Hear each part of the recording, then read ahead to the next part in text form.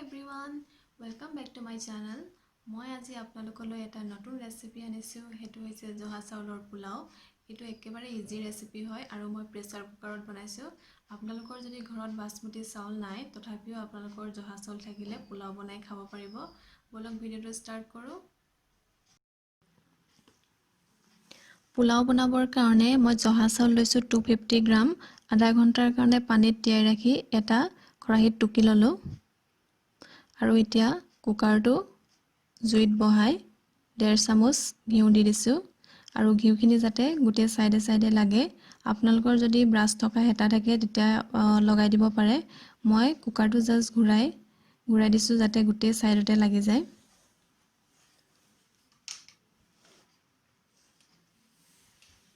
আৰু এতিয়া ৰিফাইন দি দিছো। ৰিফাইন বহুত বেছি নিদিব।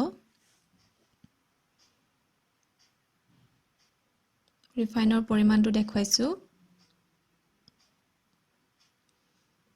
এতিয়া মই কাজু গিটা ফ্ৰাই কৰি লম। অলপ ৰং অহালৈকে ফ্ৰাই কৰিম। মই কাজু ফ্ৰাই কৰিলো 1 মিনিট 50 সেকেন্ড মান ফ্ৰাই কৰিলো।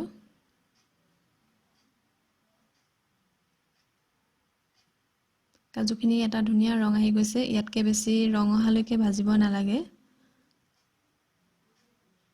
এইখিনি এতিয়া মই নমাই ৰাখিম। এতিয়া মই এটা পিয়াজ সৰুকে কুটি থোৱা তেলত ফ্ৰাই কৰিম।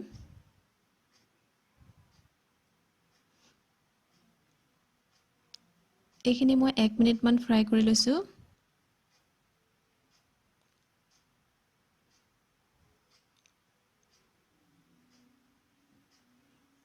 এতিয়া লং, ইলাচি আৰু ডালচিনি এড কৰি দিছো। এইখিনি আৰু অলপ দেৰি ভাজি লম। 44 সেকেন্ড মান ভাজি লৈছো।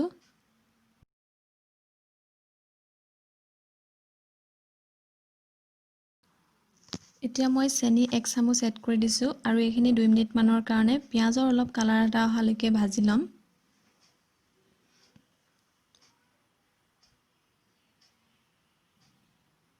এতিয়া মই সবজি এড কৰিছো। আপোনালোকে যিকোনো সবজি এড কৰিব পাৰে, ফ্ৰেঞ্চবিন, গাজৰ, কিন্তু এতিয়া অফ সিজন কাৰণে মোৰ ওচৰত ডাংবডি আছিলে সো মই ডাংবডি এড কৰি দিলো আৰু এই সবজিখিনিৰ কেঁচা গোন্ধটো যোৱালৈকে ভাজি ল'ব লাগে।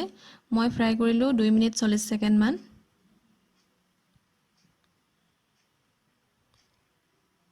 আৰু এতিয়া এইখিনি চাউল এড কৰিব হৈ গৈছে। চাউলখিনি এড কৰি লম।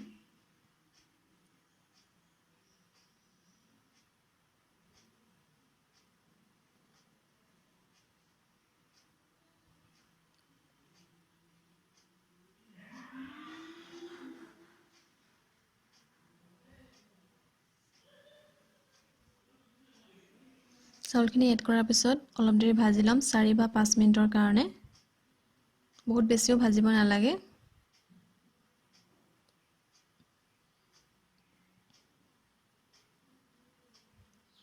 এতিয়া এইখিনি যাতে তলত লাগি নাযায় ভালদৰে হেতাৰে লৰাই ভাজি লম।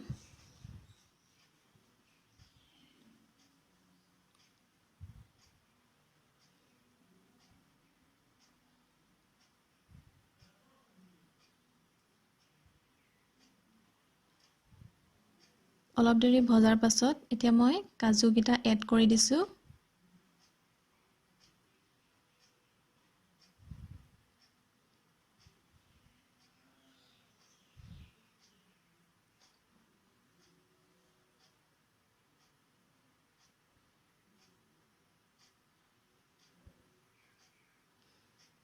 আৰু পোলাওত সদায় গৰম পানী এড কৰিব লাগে।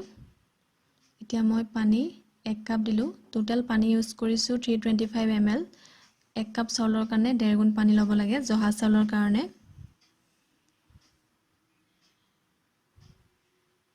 বাসমতি ৰাইচত যিমান চাউল লোৱা হয় তাৰ 2 গুণ পানী লাগে, কিন্তু জহা চাউলত 1.5 গুণ পানী দিলে হৈ যায়।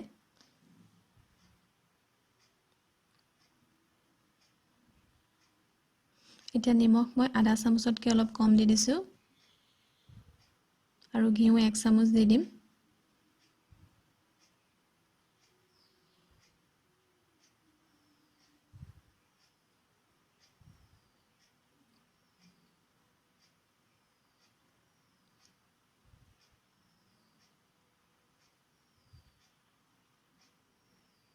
এতিয়া মই ঢাকোন লগাই মিডিয়াম ফ্লেমত এটা হুইসেল মৰালৈকে ৰান্ধি লম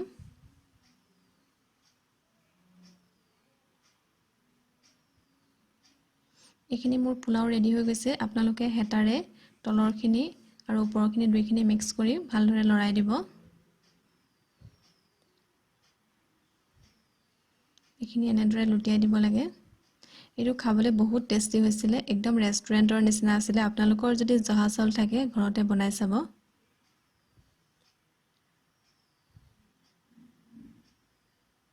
এতিয়া মই পোলাওখিনি এটা বাউলত ট্ৰান্সফাৰ কৰিলো আৰু এইখিনি আপোনালোকে চিকেন নহলে পনীৰৰ লগত সাৰ্ভ কৰিব পাৰে